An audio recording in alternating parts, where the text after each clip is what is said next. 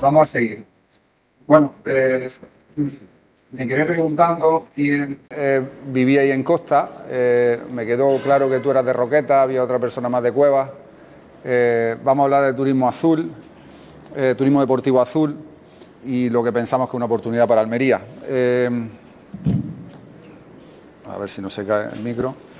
Bueno, el turismo azul no es otra cosa que un subsegmento de turismo que involucra a individuos que viajan con la motivación significativa de participar, ya sea activa o pasivamente, en actividades deportivas que requieren entornos azules, es decir, aguas marinas o costeras o su interfaz terrestre adyacente, ¿vale? Como escenario principal para su desarrollo. Es decir, a mí me gusta más esta otra definición porque yo considero que el turismo azul no es solo el que se hace en el entorno marino o en ríos, lagos, etcétera, sino también el que se hace en el entorno costero, es decir, aquel que tiene el agua como telón de fondo, ¿no? Entonces, yo la definición que me gusta más es que el turismo deportivo azul es una modalidad de turismo activo que se desarrolla en entornos naturales donde el agua, ya sea marina o continental, actúa como telón de fondo escénico y ambiental para la práctica deportiva. Incluye actividades directamente vinculadas al medio acuático, como otras disciplinas que se realizan en espacios adyacentes. Este tipo de turismo promueve la conexión con la naturaleza, la sostenibilidad y la valoración de paisajes acuáticos, a la vez que impulsa el desarrollo socioeconómico de los destinos. Esto es, para mí, bueno, al final el turismo azul viene vinculado a lo que es la economía azul. Entonces, el turismo deportivo azul, aparte de ser un subsegmento del turismo deportivo, tiene que estar muy vinculado con el tema de economía azul. Es decir, es muy popular hoy en día porque responde a tendencias sociales como la vida activa, como la naturaleza y la sostenibilidad. Se alinea con los principios de la economía azul, es decir, el crecimiento económico, el empleo local y la conservación marina. Muy importante que el retorno se quede en el entorno, que potencie que el retorno se quede en el entorno de la costa y aporta una alternativa sostenible a actividades extractivas en zonas costeras, es decir, a lo que viene a ser normalmente la economía azul, que es pues temas de pesca y demás.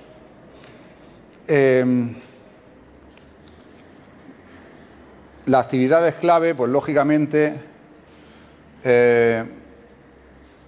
son aquellas que se hacen sobre el agua, en el agua o en las zonas cercanas al agua, ¿no? Pues el kayak, el paddle surf, son accesibles con bajo impacto si se gestionan bien. La vela, el surf, el bodyboard, el windsurf, el kitesurf, en fin, necesitan unas condiciones específicas climáticas, lógicamente, como son el viento o la ola, el buceo y el snorkel, que tienen una alta demanda turística, una sensibilidad ambiental alta, la natación en agua abierta, el senderismo azul, los deportes de arena, los cuales son muy populares, pero que también implican retos de regulación.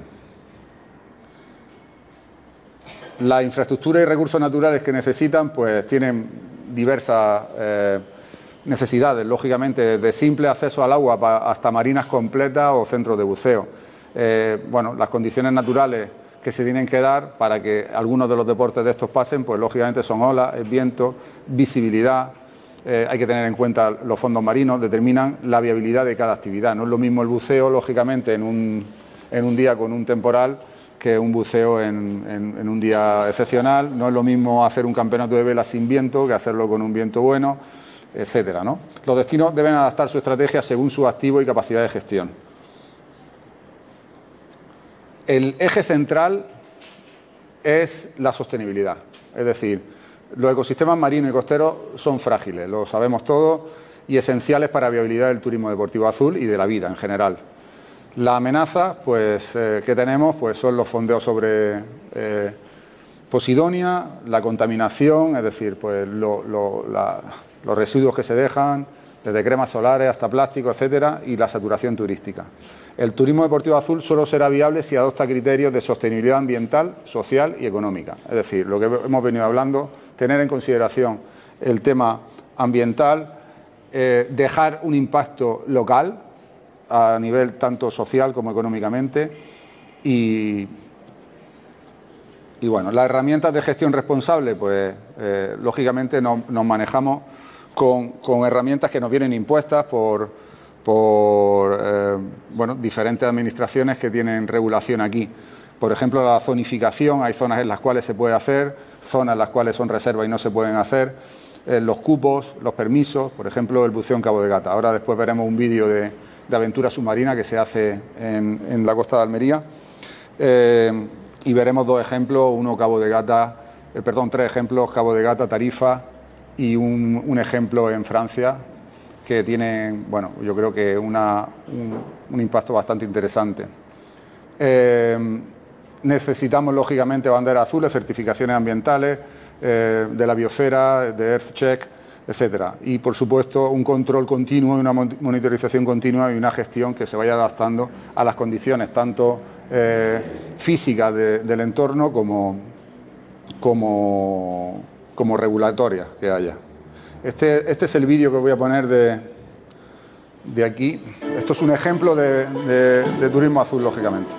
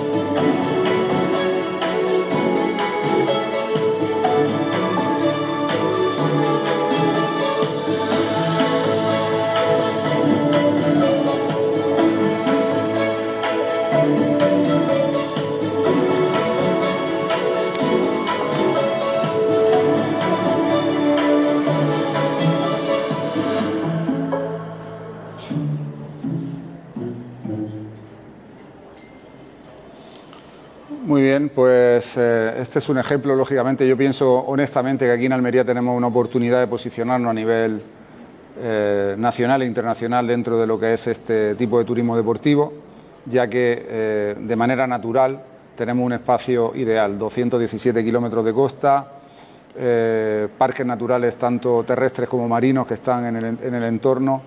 En fin, yo, ¿qué os puedo decir? Creo honestamente que aquí en Almería deberíamos estar ya haciendo políticas que favorezcan este tipo de actividades y este tipo de turismo, puesto que no solo impacta en la actividad turística convencional, sino también en la local, ya que el turismo deportivo azul está enfocado en principio de economía azul, es decir, de favorecer lo local y favorecer la contratación de los entornos cercanos a la costa o a las láminas de agua existentes en el interior.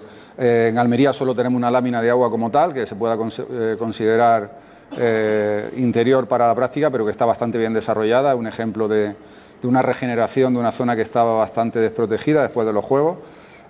Y tuvieron que venir unos empresarios desde Polonia a enseñarnos que se podían hacer algo más, unos chavales excepcionales, y han reformado lo que es la zona del Lunar Cable, el Lunar Cable Park, en un entorno fantástico, no solo para hacer deporte de cable esquí, sino también y sobre todo para, bueno, ellos tienen una conciencia muy grande con el deporte adaptado y ya están empezando también a darse cuenta que, bueno, que pueden hacer más cosas, que no sea solo en la lámina de agua, sino en el entorno que tienen. Y yo creo que de aquí a nada van a ser una referencia en la provincia. Bueno, estos tres casos de estudio, Cabo de Gata, Níjar, estos tres casos de estudio son diferentes modelos y realidades del turismo deportivo azul. El Parque Natural Cabo de Gata, Níjar, lo que representa un modelo donde la conservación es prioritaria, implementando una regulación estricta en zonificación y en permiso, especialmente para actividades de mayor impacto potencial como puede ser el buceo. Ofrece una diversidad de actividades posibles, aquí se pueden hacer desde kayak hasta senderismo, hasta buceo, en fin, pues todo lo que se nos ocurra, en un entorno natural de altísimo valor protegido. Sus desafíos radican en gestionar la creciente presión que tenemos recreativa, particularmente en actividades menos reguladas, y asegurar que los beneficios socioeconómicos alcanzan a la comunidad local de manera efectiva. Es decir, nosotros no tenemos nada en contra de la gente que viene de otras provincias a realizar sus actividades de manera legal y esporádica en el Parque Natural, por ejemplo, o en Almería en general, pero debería haber algún tipo de regulación que favoreciera que las empresas locales tuvieran una mayor facilidad para hacer su actividad, para poder desarrollar su actividad. Es verdad que la realidad, al final, es que aquellos que ponen la legislación, pues muchas veces no tienen los medios de poder hacerla cumplir. Y lógicamente, las personas que tienen los permisos no se van a jugar a hacerlo de una manera irregular, porque no tiene sentido. Si tiene un permiso, lo lógico es que lo... Entonces, se dan casos como que una persona que tenga permiso para hacer senderismo en el Parque Natural, en una ruta azul, al lado del mar, en una zona que está señalizada, pues el máximo número de personas por guía que puede llevar son 15, y que un autocar que venga de una ciudad diferente a Almería, pues venga con un autocar de 50 y una misma persona, un mismo guía, sin permiso y sin nada, pues hagan una ruta de 50 personas. Es una competencia injusta, además de que no está tan controlada como aquellas empresas que están homologadas por el parque. Nosotros desde Almería Sport Destination, todos los eventos que se desarrollan en el parque y que son, de alguna manera están avalados por nosotros, pues estamos intentando que las diferentes administraciones, porque es verdad que aquí hay veces que hay hasta 4 administraciones para poder desarrollar un evento, te tienes que poner de acuerdo con la Junta de Andalucía de Medio Ambiente, con la Junta con Costas, te tienes que poner de acuerdo con el Parque Natural y te tienes que poner de acuerdo con el Ayuntamiento de turno. Entonces, la gobernanza en este tipo de situaciones algunas veces es difícil, pero no hay que dejar de intentarlo. Pero lo que sí queremos es que entiendan que muchas veces es mucho mejor tener una prueba de 600 corredores por el Parque Natural o 1000 corredores incluso, que tener a 500 corredores individuales, como puede pasar cualquier día cualquier fin de semana, ¿no? Que hay 500 que van y que no cada uno de su... Bueno, pues que entiendo que hago deporte, que lo estoy haciendo bien, pero a mí me ha pasado de ir por la zona de Genoveses, la zona de la Cala de los Amarillos, y ver gente bajando desde la zona de subir para tirarse en la cuesta que hay ahí en la zona de la Cala de los Amarillos para coger carrerilla para llegar hasta Genoveses. Es decir, barbaridades que lógicamente después el parque no tiene personal suficiente para poder controlar. Entonces, el tema de los cupos es un tema que para nosotros es importante, porque con empresas tan fuertes como las como están organizando y que tienen de alguna manera nuestro aval, pues es difícil que cuando hay una prueba de este tipo, y me pongo un ejemplo como la Titan, el día siguiente, después de la Titan, el parque estaba mejor que estaba ese día. ¿Por qué? Porque ellos mismos se encargan ya no solo de recoger lo que un corredor pueda tirar, que es muy difícil que un corredor de la Titan tire algo, porque sabéis que están todo lo que llevan lo tienen con su dorsal y son sancionados si tiran cualquier cosa, sino que lógicamente después pasan a repasar, pasan a revisar y recogen lo que ven. Entonces el parque se queda mejor de lo que estaba. Es un tema difícil, es un tema que no es sencillo, puesto que tenemos que hablar mucho y que generarnos la confianza suficiente para que todo el mundo se dé cuenta de que todos queremos lo mismo. Y es que el parque no esté así, sino que esté mejor, porque es nuestro valor al final, pero no el parque ese, cualquier parque, el de María, el paraje natural del desierto de Taberna, Punta Antina. Es decir, somos ricos en ese aspecto aquí en Almería para poder tener espacios fantásticos para hacer qué mejor que hacer deporte. Yo no creo que haya una cosa mejor que se pueda hacer ahí. Lógicamente, deportes que sean compatibles y sostenibles en este tipo de destinos. Bueno, el segundo ejemplo que tenemos es Tarifa. Esto ejemplifica un modelo de alta especialización, basado en un recurso natural excepcional que tienen allí y mundialmente reconocido, que es el viento. Ha desarrollado una infraestructura y una cultura muy específica en torno al windsurf y al kitesurf, generando un impacto económico local más que significativo. Al final, los que conocéis Tarifa, pues os dais cuenta que el windsurf al final es una realidad bueno, intrínseca prácticamente de la población. Es verdad que tienen unos retos, como son la gestión de la alta densidad de usuarios, sobre todo en la época primavera-verano y principio de otoño, la fuerte estacionalidad que tienen en ese aspecto, la diversificación de la oferta, es decir, deberían tener algo más que el tema de windsurf. Ahora mismo no tienen mucho más. Mira que Cádiz es una provincia fantástica para miles de cosas, pero es verdad que la gente que va a Tarifa normalmente se suele quedar en la zona de Tarifa, no va mucho más arriba de Barbate. Y la compatibilidad con la conservación del Parque Natural del Estrecho, ¿no? Que ahora mismo pues están peleando para que se les reconozca, pues que lógicamente si en los últimos 25 años no ha habido grandes, entre comillas, atentados ecológicos en el Parque Natural, pues se entiende que no tienen que subir mucho los requisitos para poder seguir navegando por allí. Y el último ejemplo es el de Hossegor. Hossegor es una ciudad francesa del sur de la Bretaña.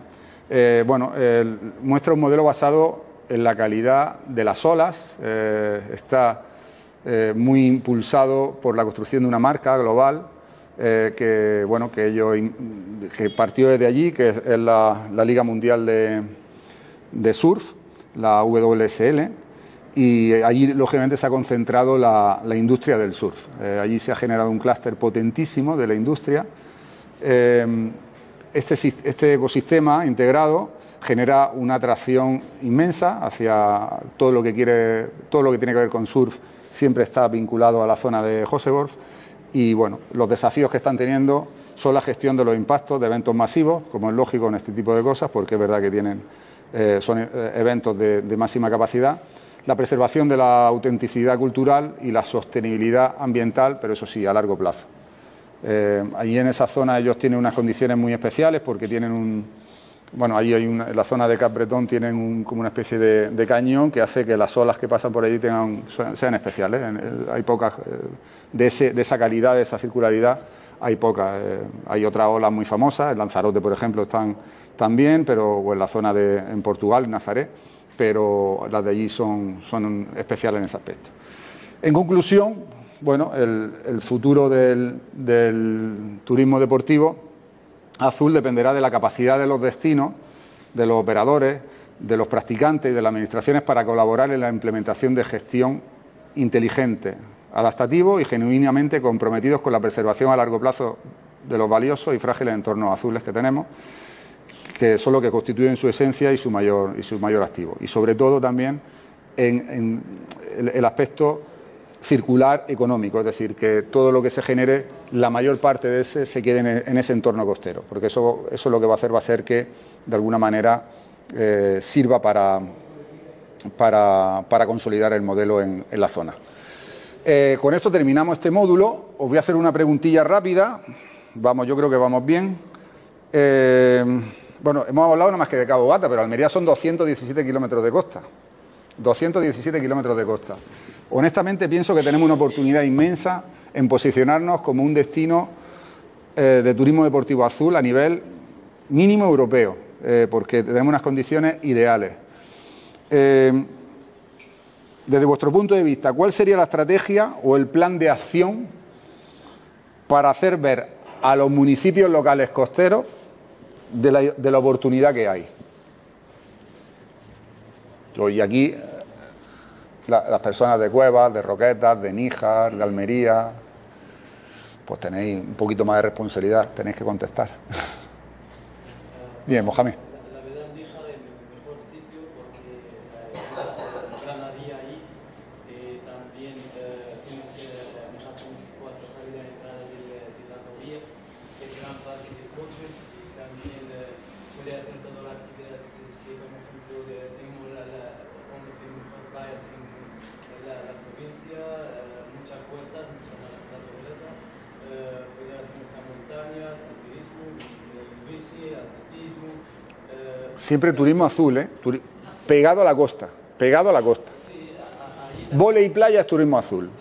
Fútbol playa es turismo azul. Senderismo si está al lado de la costa. Bicicleta difícilmente. todo ahí cerca, la costa cerca de la playa. Sí, bueno. Hay muchas... Cerca y lejos ya sabes que son conceptos. Y también que hay grandes empresas para que puedan Sí. patrocinadores ahí para esas actividades. Y también Níjar es en el centro de toda la provincia de Almería. Por ejemplo, que se ve la provincia de Almería, Níjar viene en el centro. Correcto. Vale, toda la Correcto. actividad. Por eso lo he puesto como ejemplo el Parque Natural Cabo Gata-Níjar, porque en verdad es el entorno ahora mismo que está mejor adaptado. También la zona de Vera está muy bien adaptada. La zona de Vera hay que reconocer que está muy bien adaptada, pero el resto de municipios todavía les falta, bueno, de alguna manera tener la conciencia de que hay una oportunidad, de que, y sobre todo no de cara al verano, sino sobre todo fuera de verano. ¿Por qué? Pues porque la suerte que tenemos en Almería es que probablemente en octubre, y en noviembre y en diciembre es mejor tiempo, porque el agua está a una temperatura fantástica, la diferencia entre la temperatura del aire y del agua es mínima, porque está prácticamente a la misma temperatura, y el tiempo que tenemos es fantástico. Y si te subes 2.000 kilómetros, te vas a la zona de París para arriba, pues ya ellos tienen menos horas de luz, tienen 20 grados menos que nosotros, en fin, que yo creo que tenemos una oportunidad. Venga. Yo te digo de acuerdo, tenemos Lo tenéis todo, lo tenéis de todo. Sí, señor. el canal de remo, Sí. tenemos también un sendero pegado al favor de la playa, de las condiciones. Ujú. Igual pasamos viniendo de ahí de Cueva. Y es verdad que en el canal de remo tenemos falta de potenciarlo todavía más y que se conozca más. Están haciendo un esfuerzo yo importantísimo, Este ¿eh? fin de semana han hecho Sí. una prueba de Red Bull y esta semana, jueves y viernes, hay también de vuelta adaptada. Sí, sí, sí, sí. Pero, bueno, Diputación lo tiene metido en el circuito de multiaventura y ha sido de los destinos más solicitados de toda la provincia, pero nos falta involucrarnos más con el pueblo. La instalación está más cercana. Puede ser que Cueva, al estar en el interior un poco, no viva tanto, y al final hay barriada, ¿no? Villarico, El Calón. Puede ser que eso sea una razón por la cual no se vuelque, porque, por ejemplo, la zona de Cala Cristal, toda la zona esa para buceo es espectacular. Es espectacular, es única, es única. Exactamente, efectivamente. Porque son caras y no están nada explotadas la costa nuestra. Villarico. Villarico era más conocido por el festival de música que por el Dream Beach, más que por la playa que tiene una playa fantástica también para poder hacer actividades. La misma playa que la de Vera al final, si nos fijamos en la... No, es que hay playas, porque Sí, sí. Villarico tiene unas caras de roca, otras Sí. No, yo me refería a la que está justo antes del puerto deportivo, donde se hacía toda la zona del Dream Beach y demás, toda esa zona de ahí, sí, muy parecida. Incluso al final depende más de la capacidad de venta, de marketing, hacer un plan de marketing más especial, porque lo has comentado el tema del reto. La pregunta es, Y no me he enterado. claro, Pues lo hicieron el Yo vivo al domingo. lado y nos dedicamos al deporte, a promover el deporte, y algo que yo ni me he enterado de que Pues el hay fin un de evento. semana lo han hecho. Entonces eso también creo que... bueno, eso sería otro tema para hablar, porque al final es cuáles son los mejores canales para llegar. Era de deporte y me enteré por el Facebook del ayuntamiento al día de Es que por eso que a veces necesitamos un poco más de cohesión. Y la predisposición que ellos tienen es fantástica, es decir, bueno, de Roquetas, ¿qué podemos hacer en Roquetas? Pues Roquetas, la época de verano. Eso está resuelto, no hay problema, eso está resuelto. Desde el punto de vista municipal, la verdad es que no se hace mucho de cara al deporte enfocado a la población, digamos. Sí, Sí se hacen grandes eventos, pero de cara a que haya una continuidad durante toda la temporada de verano y enfocada a mover a la población en las zonas de playa y todo eso, la verdad es que está bastante bien. Bueno, Roquetas tiene una capacidad, de un municipio de más de 100.000 habitantes, tiene una capacidad importante para poder hacer muchas cosas, lógicamente. Hace años sí teníamos un programa de actividades en playa y de dinamización, pero yo creo que es porque depende. ¿Puede ser que deporte y playas no estén en la misma concejalía? ¿Puede ser? ¿En el mismo área? Bueno, playa está con turismo, creo, ¿no? Y deporte está por otro lado. Bueno, que no debe ser un problema. Está claro que aquí el tema es muy importante, que la relación, lo que hablábamos antes, ¿no? Al final el deporte es transversal con un montón de áreas del ayuntamiento y tiene que haber una comunicación continua entre todas ellas, si no es imposible, ¿no?, que se puedan desarrollar.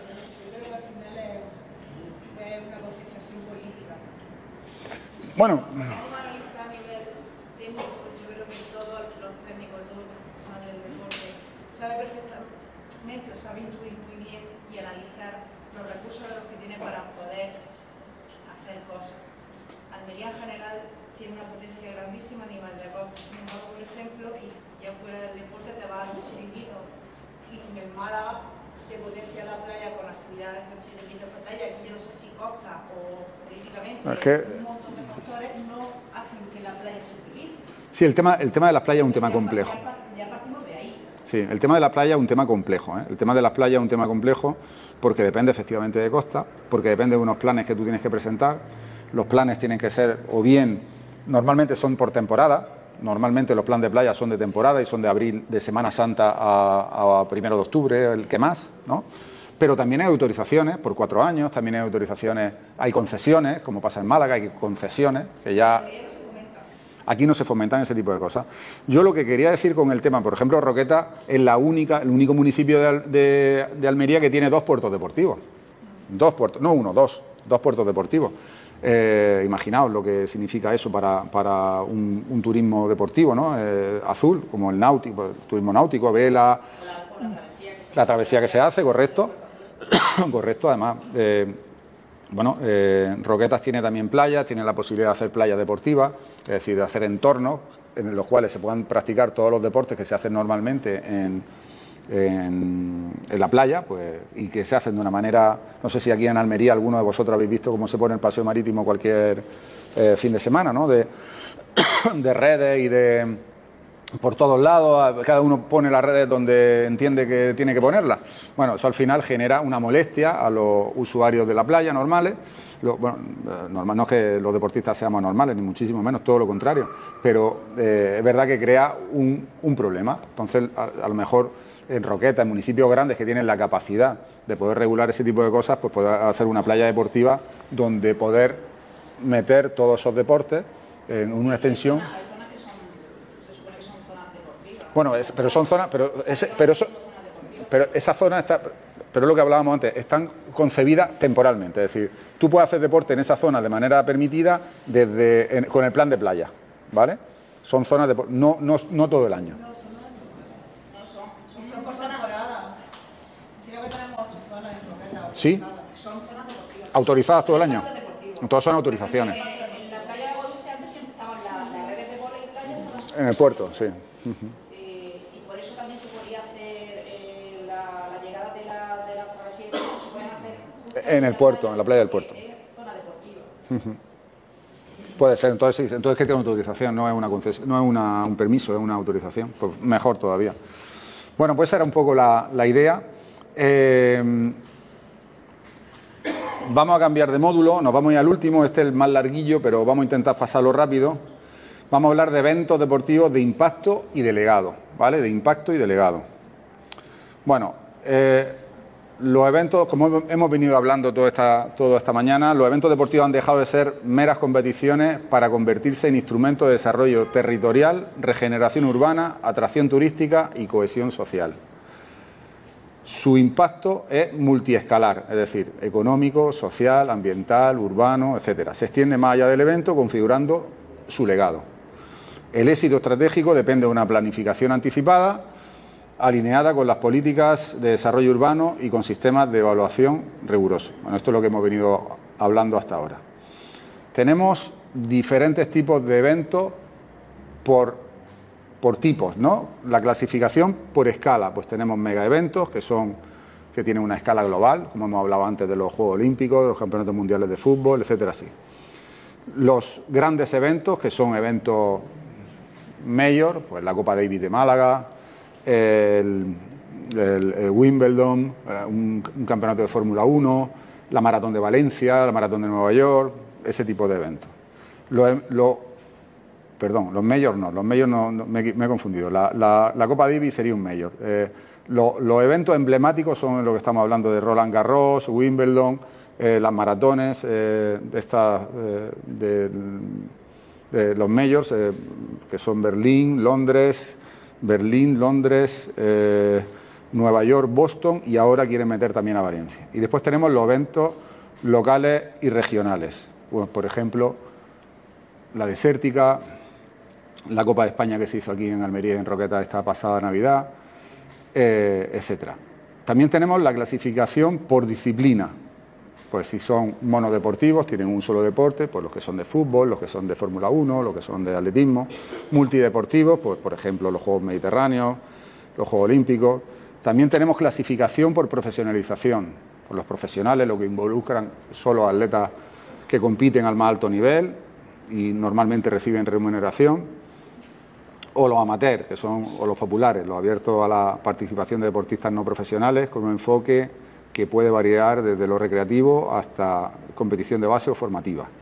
Hay más tipos de clasificaciones, como la duración, si son de un día, de varios días, como el tipo de organizador, si son entidades públicas, si son privadas, organizaciones sin ánimo de lucro, con lucro, o también por objetivo principal, que si son competitivos, recreativos, etcétera. Esta diversidad, esta manera de ver diferentes eventos, no debe entenderse como meramente descriptiva, no es descriptivo, sino como una herramienta analítica esencial. Es decir, cuando nosotros vamos a posicionar nuestro evento, debemos saber qué tipo de evento es el que queremos hacer y debemos coger esta clasificación para decir, bueno, esto es un evento monodeportivo, amateur, que quiere que sea local, regional, etcétera, etcétera, ¿vale?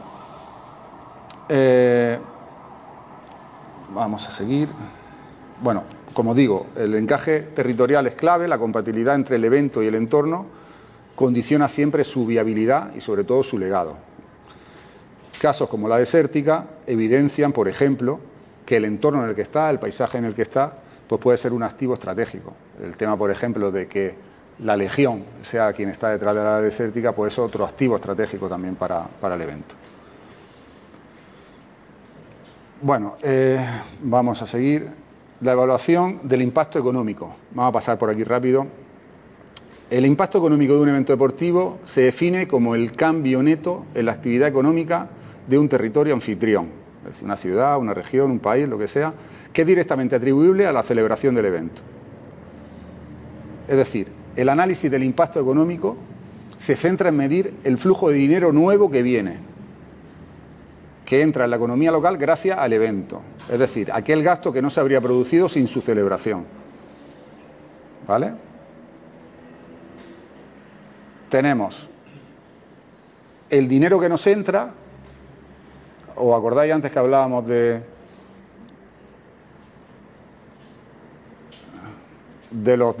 el impacto directo, indirecto e inducido, ¿no? Pues el directo es el que llega en los gastos de organización, por ejemplo, son directos. Los gastos de los visitantes externos es un gasto directo.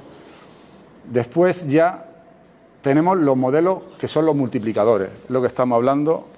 Las metodologías que se utilizan para los multiplicadores son los modelos input-output, que ahora después veremos un caso práctico con la Desértica, que es este primer modelo el que coge. Estos modelos están basados en tablas, en matrices de datos, que describen las relaciones de compraventa entre todos los sectores de una economía. Es decir, describe cómo se relacionan todos los sectores de una economía. Y en función de cómo ha llegado el dinero, se meten en ese entorno y se efectúan unos multiplicadores. Después en el ejemplo lo veréis, ¿vale? Después tenemos los modelos keynesianos basados en el gasto. Estos modelos usan una visión más global o general del sistema y se basan en factores que indican cuánto consume la gente o cuánto importan cuando reciben ingresos adicionales, para calcular cómo afecta esto al conjunto de la economía. Bueno, son más sencillos de aplicar pero son menos precisos, ¿vale? Los keynesianos. Los modelos de equilibrio general computable, que estos son teóricamente los mejores, pero también te digo que son los más difíciles de implementar. Y luego la contabilidad nacional, ¿vale?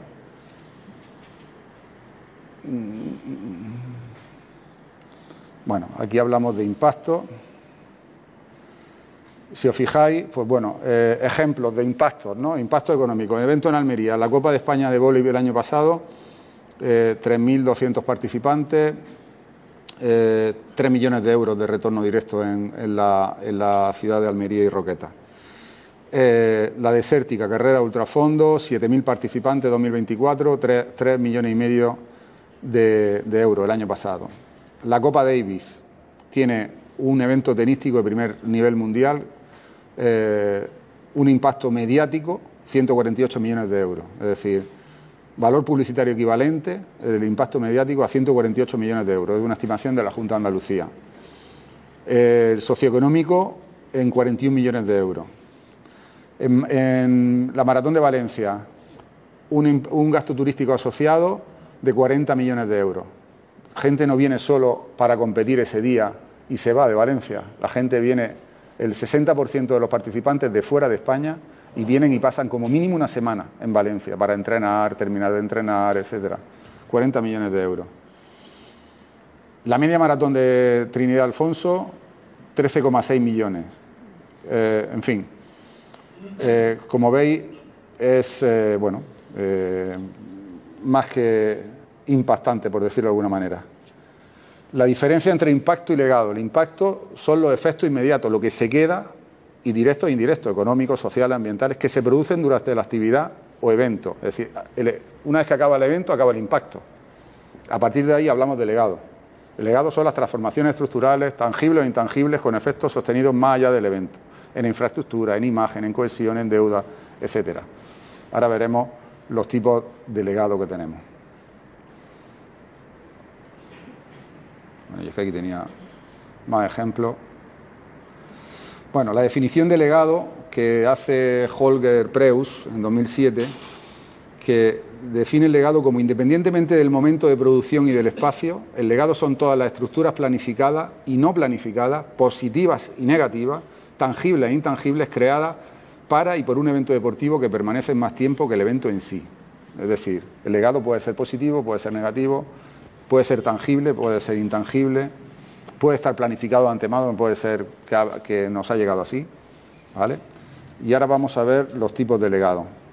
El legado urbano, que es predominantemente tangible, lógicamente, pues ejemplos de legado urbano, pues infraestructuras deportivas que se hagan, infraestructuras generales que se hagan gracias al evento, lo que hablábamos antes en Barcelona, de la ronda DALT, de la ronda litoral, del aeropuerto que se mejora, pues todo eso son infraestructuras generales que quedan como legado. La regeneración urbana, pues por ejemplo lo que hablábamos antes de Londres, ¿no? El entorno de Stratford y de la zona del East End, ¿no? Pues eso es una regeneración urbana que se queda ya para la ciudad, para toda la vida, ¿no? Los cambios en el uso del suelo, impacto arquitectónico, etcétera, ¿no? El legado social, pues se nos queda el orgullo cívico y la cohesión social. Después de los Juegos yo creo que todos nos sentíamos aquí en Almería un poquito mejor, decíamos, joder, qué bien lo hemos hecho, qué cosa más chula ha salido, qué orgullo tenemos de ser almeriense y de haber sido partícipe de unos Juegos, ¿no? El voluntariado es muy importante, la movilización de miles de voluntarios al final es una característica de muchos grandes eventos, y esta experiencia puede generar un legado de capital humano, nuevas habilidades. ¿Cuántos que estuvieron en los Juegos se quedaron ya luego en la gestión deportiva y se quedaron no solo a alto nivel, sino también en los clubes y demás, y partieron de allí, del voluntariado, ¿no? El aumento de la participación deportiva, bueno, pues eso es de los legados sociales más deseados, ¿no? Que el efecto de demostración, ¿no? Que un tío ve a una persona que va a un maratón y lo ve correr y dice, joder, ojalá yo pudiera, y empiezan a correr, pues han tenido y lo han podido ver en su ciudad, ¿no? Después tenemos los impactos sociales negativos, que lógicamente lo hemos venido hablando, el desplazamiento forzoso de residentes, que estamos hablando del planning displacement que acuñó un señor que se llama Porter, que decía que no solo a la gente se le echaba de su zona con la excusa de construir una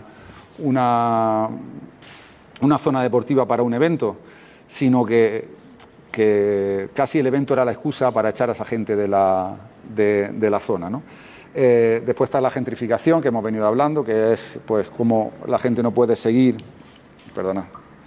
cómo la gente no puede seguir manteniendo un nivel de vida, pues porque al final el ciclo de producto, del coste de producto, al final lo termina echando de su zona, ¿no? Bueno,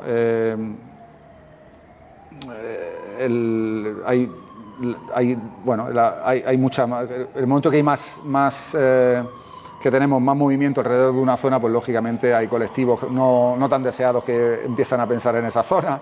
Es decir, hay de todo. En fin, después tenemos el legado turístico, que también es intangible y tangible, pues la mejora de la imagen del destino, ¿no? Albergar un evento de prestigio, pues puede aumentar significativamente la visibilidad internacional del evento y del destino, perdón. Mejorar su imagen y la reputación. El aumento del número de visitantes, si tenemos lo que hemos visto con el tema de la Copa de España, o que hemos visto la Copa de España, o lo que hemos visto con la Desértica, por ejemplo, o con la Titan, pues lógicamente aumentan el número de visitantes que vienen a Almería gracias a estos eventos deportivos. El desarrollo de infraestructura y servicios turísticos, pues en los Juegos Mediterráneos se tuvieron que desarrollar un parque hotelero, por ejemplo, en el Toyo, para poder albergar, además de la vía mediterránea, a los participantes en los Juegos. Bueno, pues eso se ha quedado ya para toda la historia, y bueno, pues esa necesidad de alojar y atender a un gran número de visitantes hace que se queden luego en la ciudad, ¿no? Como digo, el legado debe ser planificado desde el inicio y medido siempre, es decir, por etapas, para tanto a largo plazo como tener control, tener monitorización continua de cómo va. El ejemplo de un control de legado, pues yo creo que es el de Londres, el de 2012, que montan una sociedad solo para eso. Es decir, pensad que en 2012 terminan los Juegos y ellos son conscientes de que eso no lo pueden desaprovechar y montan esa sociedad que estuvimos hablando antes. Bueno, vamos a hablar ahora de, lógicamente la gobernanza y la sostenibilidad pues requiere modelos multiactor y escalonados. ¿Qué queréis que os diga? El tema de la relación público-privada, público-pública, administración, entidades deportivas, empresas y ciudadanía. La sostenibilidad en sus tres vertientes, tanto económica como ambiental y social, pues es vital, es una exigencia transversal, ya no es una petición, es una necesidad. Y bueno, un ejemplo de esto es Valencia, ¿no? Que ha sabido cambiar una maratón que era un problema para la ciudad, porque cortaba la ciudad lógicamente una maratón pues parte una ciudad en 2 o en 3 y la gente se quejaba de que había una maratón y que había una media maratón, etcétera. A raíz de la participación de una fundación, que es la Fundación de Trinidad Alfonso, la de Mercadona, pues su aportación fue hacer partícipe a la gente de la ciudad. Es decir, que los barrios, crear concursos para animar, intentar que la gente se volcara con la ciudad. Después de mucha inversión económica, hay que decirlo, porque me consta que aquí en Almería lo están intentando hacer exactamente igual, porque es que es la única manera de intentar hacerlo bien, y aquí en Almería se está haciendo muy bien. Pero después de una gran inversión económica, pensad que Trinidad Alfonso pagaba el 75% del presupuesto de la maratón, que no era poco. Ahora, a día de hoy, la maratón no solo es bienvenida en la ciudad, sino que es un evento de fiesta en la ciudad. Es decir, tengo que deciros que el presupuesto ahora no llega, la aportación de Trinidad Alfonso no llega ni al 20% de lo que cuesta la maratón, pues porque el tipo de turismo que ha venido es un turismo mejor, un turismo que ha venido más tiempo, hay más patrocinadores, la involucración de la sociedad es máxima. Y bueno, en todos los barrios hay sitios para animar, hay grupos de música que actúan. La sostenibilidad, que esto es sostenibilidad social, sin ninguna duda, es decir, esto es sostenibilidad social pura y dura, es orgullo, sentimiento de pertenencia. Y también desde el punto de vista de sostenibilidad, de temas de plástico lo han cuidado al máximo, temas de asistencia sanitaria le han demostrado a los barrios que no era un problema que la persona se pusiera una persona enferma, sino que era que la suerte era que si alguien se ponía enfermo durante la media maratón, la asistencia en menos de un minuto tenía una ambulancia, porque era el compromiso que ellos tenían con los corredores también. Por lo tanto, era una ventaja el tener una maratón en un día si alguien se ponía enferma, porque antes, claro, decía la población mayor, decía, es que si yo me pongo malo, ¿qué me pasa a mí? Con la calle cortada, con todo tal. Bueno, pues que tienen la suerte de que en menos de un minuto te están atendiendo, cosa que normalmente no pasa. En fin, ese ejemplo, pues bueno, es un ejemplo de esto, de gobernanza, de que al final cuando las entidades públicas y privadas se entienden y velan por una consecución común, pues se vuelven prácticamente imbatibles, ¿no? Eso y bueno, y que al final pues lo han sabido hacer bien, que es una maratón que es muy llana, que la gente puede ir muy rápido, que se pueden hacer muy buenas marcas, que han puesto mucho dinero y que al final pues estas cosas es la suma de todo, ¿no? Lógicamente. Aquí os pongo unos ejemplos de modelos estratégicos de estudio comparado en estrategias locales, ¿no? En Almería pues tenemos una diversificación de eventos, de formativos y outdoor, ¿no? Con un impacto local, un binomio de turismo-deporte. En Málaga, sin embargo, lo que se está pensando un poco más siempre en grandes eventos globales, Copa Davis, marcas, proyecciones internacionales, es decir, un impacto más relacionado con el mediático que con el turístico puro, aunque una consecuencia, lógicamente. En Valencia, la creación de un evento propio, como en este caso la maratón, pues una sostenibilidad integrada, un prestigio internacional. De hecho, ya está entre los 5 mejores maratones del mundo. Y bueno, Rotterdam al final lo que desarrolló fue un portafolio de eventos alineado con la regeneración urbana y marketing de la ciudad. Hizo un desarrollo de una serie de eventos increíble, la verdad. En Almería, pues bueno, tenemos, como hemos dicho, los ejemplos del Campeonato de España de vóley, que son eventos que cuestan muy poco dinero. La Copa de España de vóley cuesta muy poco dinero para el retorno que dejan en la ciudad. Por ejemplo, Almería yo creo que tiene una ventaja competitiva para poder realizar eventos de gran calado a nivel campeonatos escolares, campeonatos de categorías inferiores, porque tenemos buenas instalaciones y porque además el impacto que genera en la ciudad es muy grande. Hablaba antes contigo del tema de gimnasia. Gimnasia son deportes que mueven muchísimos padres, muchísimos participantes y que dejan un impacto inmenso en la ciudad.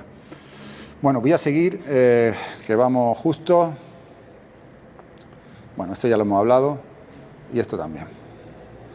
Las dimensiones del impacto, ¿vale? Tenemos un enfoque multicriterio, es decir, la dimensión económica, que es el PIB que se genera, es el impacto directo, indirecto e inducido, ¿vale? Lo que veníamos hablando del impacto directo que nos llega a través de los gastos de organización y los gastos turísticos que hay en la sede, más cómo se llega, es decir, cuál es el inducido, es decir, cómo se hace posible que eso pase aquí, es decir, cómo los proveedores de los hoteles, los proveedores de los restaurantes, etcétera, más el tema de el inducido, es decir, cómo se gasta el dinero a aquellos que trabajan en los sectores que dan servicio a estos turistas.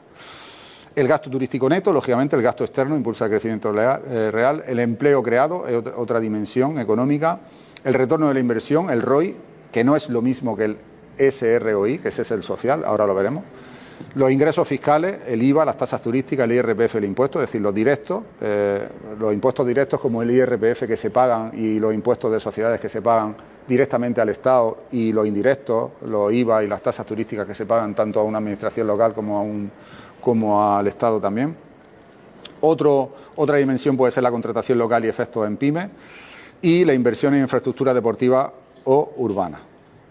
Después tenemos la dimensión social, pues lo que hablábamos antes del legado, pues ahora lo mismo en impacto, cohesión y orgullo local, el incremento de la participación deportiva, el voluntariado y desarrollo de habilidades, la salud y bienestar comunitario, la inclusión y accesibilidad, y también lógicamente tiene sus impactos negativos como la congestión, la gentrificación y la inseguridad.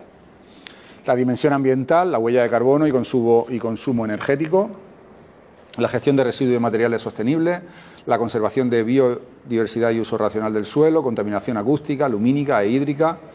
Bueno, los eventos ya sabéis que velan ya, intentan por tener la mínima contaminación hídrica posible, concienciación y educación ambiental. Y después la dimensión de la percepción, por la satisfacción de participantes y residentes, la actitud local ante futuros eventos, reputación e imagen del destino, intención de regreso y recomendación. Esto, lógicamente, se hace con una herramienta de medición. Esto se viene con una herramienta de medición, que son las encuestas, el Big Data, el análisis de coste-beneficio, el retorno social de la inversión. Esto es lo que os hablaba antes, que no tiene nada que ver con el ROI. El ROI es un tema puramente económico. Este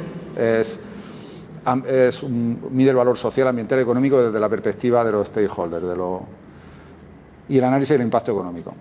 Aquí os hago una tabla que desde el fondo estoy seguro que no veis, pero bueno, que como yo os dejaré todo esto, pues le podréis echar un vistazo luego. Incluso voy a intentar completar un poco los apuntes para que lo tengáis lo mejor posible. Pero bueno, aquí al final de lo que se trata es que, bueno, el Big Data, ¿qué objetivo principal tiene? Pues analizar patrones a gran escala, la movilidad. ¿Qué ventajas clave tiene? Pues que es en tiempo real, que es escalable, que tiene patrones no obvios. ¿Qué limitaciones clave tiene? Pues que el acceso, la privacidad, le tienes que dar permiso, etcétera, calidad de datos. El retorno social de la inversión, ¿cuál es el objetivo principal? Pues medir y comunicar valor social holístico, es decir, general. En fin, esto es un poco la tabla. Esto nos lleva a que la comunicación estratégica del evento, pues la transparencia sobre metodología, supuestos y limitaciones, adaptación del mensaje a cada stakeholder, es decir, a los participantes, a los patrocinadores, a las instituciones, a todos los que participan como sectores dentro esos son los stakeholders. Los formatos diversos, los informes, la infografía, los medios, las redes, es decir, toda esta comunicación estratégica del evento tiene que tener un sentido, tiene que tener una manera de ver, ¿no? Ahora lo vamos a ver en el ejemplo de la desértica rapidísimamente. Y las conclusiones, pues hacia una evaluación integral y rigurosa, es decir, la medición es muy importante que midáis, aunque los datos sean malos, hay que medir para saber, porque si no tienes datos es imposible. Hay que aplicar enfoques multidimensionales y metodologías combinadas, como las que hemos visto, es decir, intentar tener en consideración pues todos los diferentes tipos de ingresos que tenemos, de impactos que tenemos, el legado que vamos a poder medir, el que no vamos a poder medir 2 años después del evento. Oye, ¿qué queda de esto que hicimos hace 2 años y que tal y que cual? Pues mira, pues todavía sigue saliendo, hay gente que sale a correr, bueno, pues todo eso medirlo porque merece la pena. Apostar por el rigor, la participación y la transparencia, potenciar marcos como el ROI social y el uso ético del Big Data y reforzar la estandarización de indicadores y procesos. Joaquín, voy a sacar esto volando, ¿vale? 5 minutos me sobra la mitad. Vamos a ver, un segundillo. Va el ratón volando este, ¿eh? Aquí.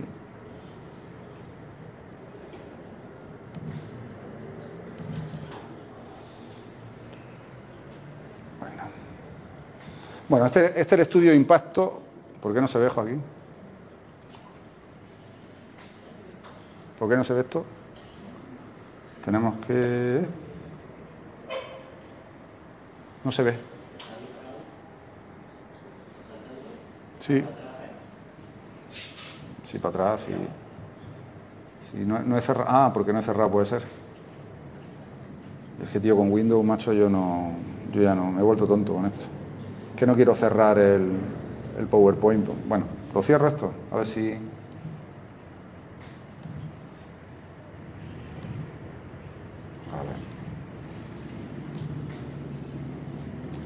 Ahora sí. Bueno.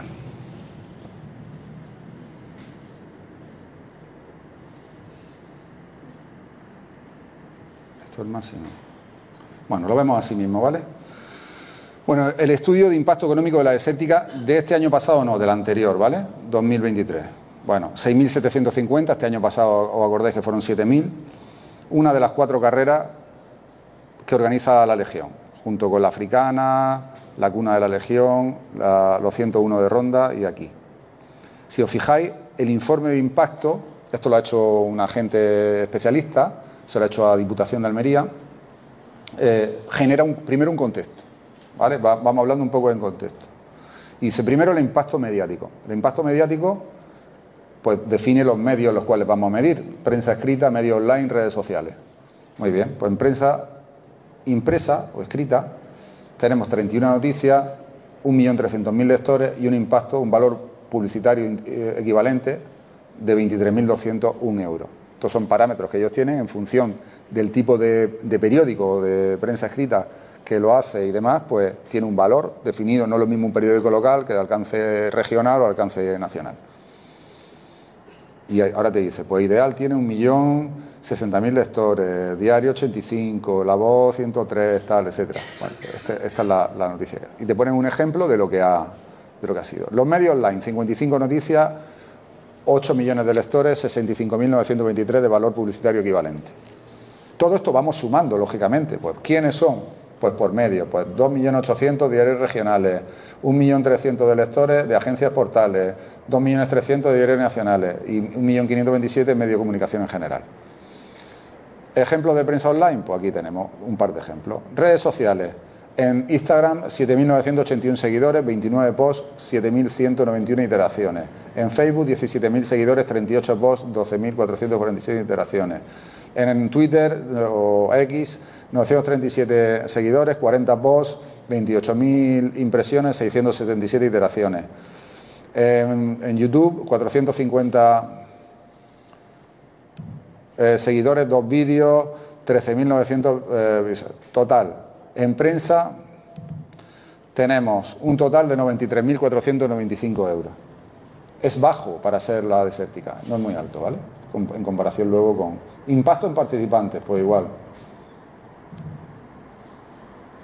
Perfil demográfico, aquí hacemos un estudio, pues que se han hecho, lo que veíamos antes, por temas de encuestas, de Big Data, etcétera. Hemos cogido todos esos datos y lo hemos pasado aquí. 89% hombre, 11% mujer. Más o menos lo que tenemos aquí hoy. Nacionalidad, 98, 2% fuera de España. Si os fijáis, estos datos nos están dando mucha información. ¿Por qué? Porque ¿dónde podemos atacar? ¿Dónde tenemos margen de crecimiento de manera fácil? Pues aquí en este caso, si os fijáis, pues la mayoría son españoles. Podríamos hacer una campaña fuera de la desértica, porque si tiene tantísima buena aceptación aquí en España, lo lógico es que también tuviera una parte, ¿no?, de fuera de España. Valoración de los servicios, pues hacen diferente. La inscripción es como el proceso, si os fijáis, todo es muy bueno, excepto la mini desértica, que solo tiene un 44,3%. Valoración de servicios, el alojamiento, un 54%, lo que lo pone como muy bueno.